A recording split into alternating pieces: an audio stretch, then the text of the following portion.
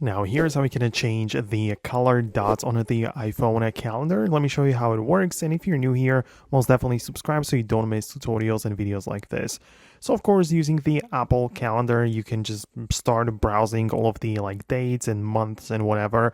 But in this view, when you click on the calendar option at the bottom, you can see the different calendars have their own color coding or colored dots, but you have the ability to customize it if you wanted to. So you can click on the information icon next to the a calendar information like this, and you'll be able to see the color, right? So you have 7 or 8.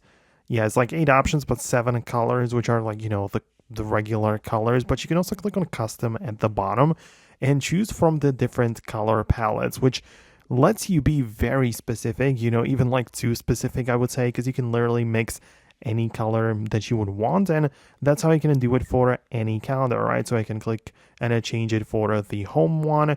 I can change it for the work related calendar. It's just how it works for every of them. So that's how you can change it. That's how you can change the colored dots. Let me know in the comments below if you meant this, or if there was something else which you had in mind and you kind of didn't get it covered in this video. Let me know about it. It's possible I'll make an updated video in the future as well. But for now, that's it. Hit the thumbs up and subscribe for more, and I'll talk to you soon. So thanks a lot, and I'll see you later.